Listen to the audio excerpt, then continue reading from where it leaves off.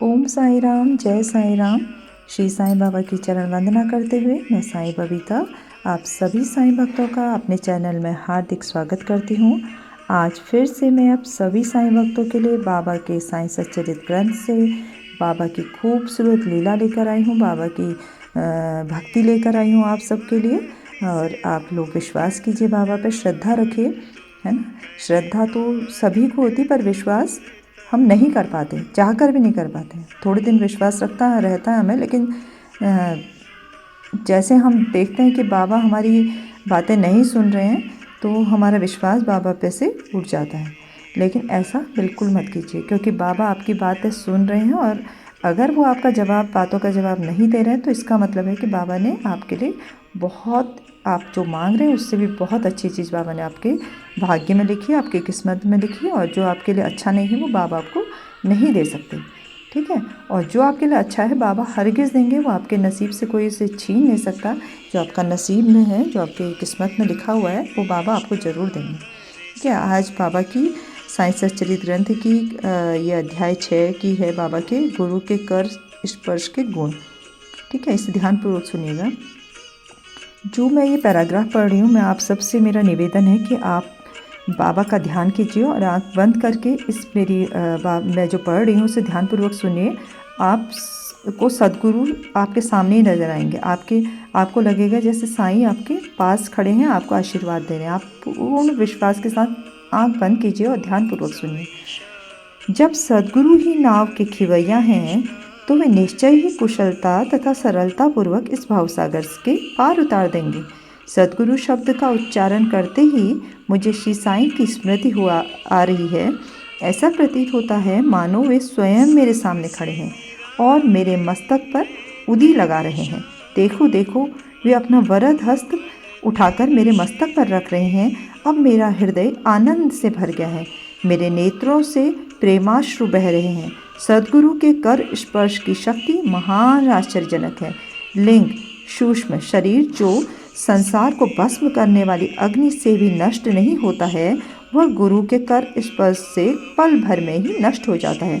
अनेक जन्मों के समस्त पाप नष्ट हो जाते हैं। ऐसे व्यक्ति जिन्हें धार्मिक और ईश्वरीय प्रसंगों में पूर्ण रुचि है, उनके भी मन स्थिर हो जाते हैं। श्री साईं बाबा के मनोहर रूप के दर्शन कर कंठ प्रफुल्लता से रुद्ध जाता है, आँखों से अश्रुधारा प्रवाहित होने लगती है और जब हृदय भावों से भर जाता है तब स्वअहं भाव की जागृति होकर आत्मानुभव के आनंद का आभास होने लगता है। मैं और तू का भेद, द्वैत भाव जो है वो नष्ट हो जाता है और तत्क्षण ही ब्रह्मा के साथ अभिन्नता प्राप्त हो जाती है। जब मैं धार्मिक ग्रंथों का पठन करता हूँ तो क्षण क्षण में सद्गुरु की स्मृति हो आती है। बाबा राम या कृष्ण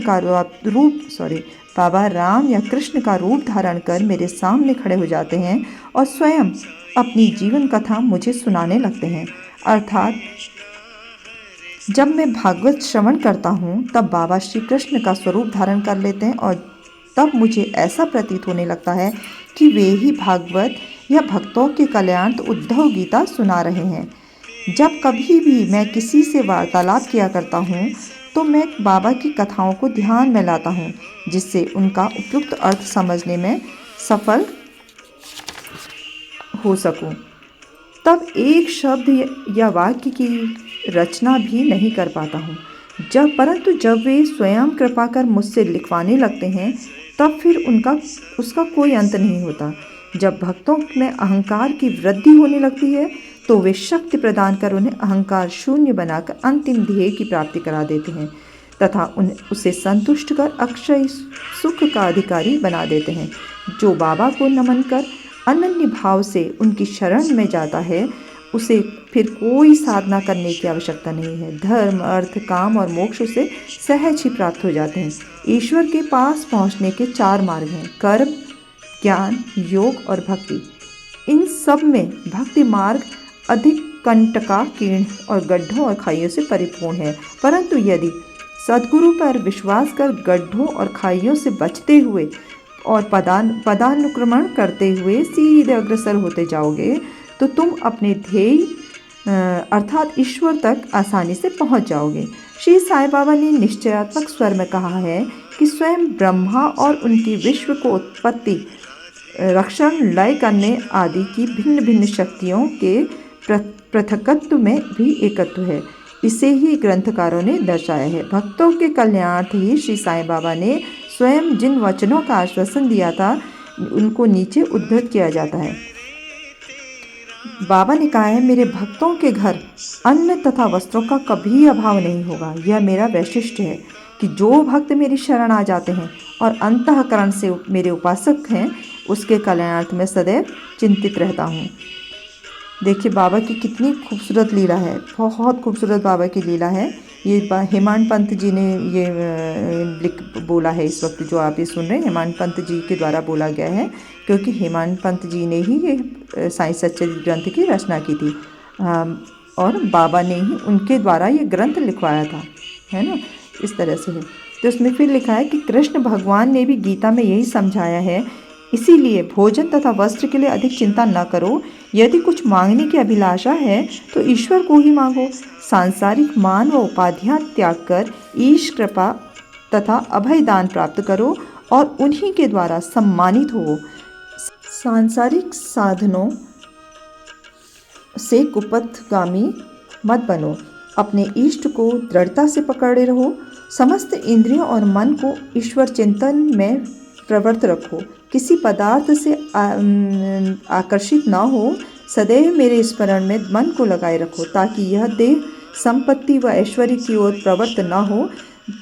तब चित्त स्थिर, शांत व निर्भय हो जाएगा। इस प्रकार की मन स्थिति प्राप्त होना इस बात का प्रतीक है कि वह सुसंगति में है।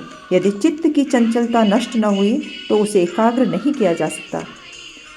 देखा आपने बाबा की कितनी खूबसूरत लीला है। बाबा ने क्या कहा है, आप उस बात पर ध्यान दीजिए।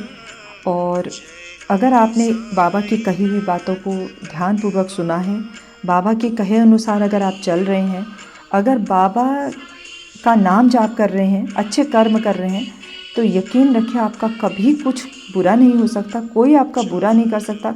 आपको कोई परेशानी नहीं हो सकती, वो शारीरिक, मानसिक, आर्थिक कोई परेशानी नहीं हो सकती।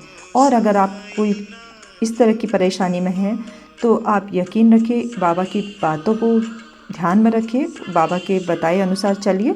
बाबा स्वयं आपकी रक्षा के लिए हमेशा आपके सामने होंगे। वो कभी आपको कभी कोई मुसीबत आप पे आने नहीं देंगे, ये मेरा विश्वास है। और स्वयं आपको बाबा के बहुत सारे भक्त ऐसे हैं जो बाबा की लीलाएं, अनगिनत लीलाएं बाबा अभी भी करते हैं। अद्भुत लीलाएं बाबा की होती हैं। बाबा ने स्वयं मेरे साथ बहुत सारे ऐसे अनुभव दिए हैं मुझे, जो मैं आने वाले अपने वीडियोस में आपके सामने लेकर आऊँगी। ठीक है, बहुत खूबसूरत बाबा की लीला होती है। साक्षात बाबा के प्रमाण जो है होते हैं ना, बाबा हमारे साथ हैं, ये बाबा प्रमाण देते हैं हमें। इसलिए आप बिल्कुल चिंता मत कीजिए और निश्चिंत होकर अपने दिन की शुरुआत कीजिए। आप सबका दिन शुभ हो, मंगलमय हो। आप स्वस्थ रहें, मस्त रहें, बाबा का नाम जाप करते रहें और अच्छे कर्मों को करते हुए, अपने कर्तव्यों का पालन करते हुए, अपने माता पिता की सेवा करते हुए आगे बढ़ते रहें। कल फिर आपसे मुलाकात होगी बाबा की खूबसूरत लीलाओं के साथ। आज के लिए इतना ही। ओम साई राम, जय साई राम, जय जय साई राम।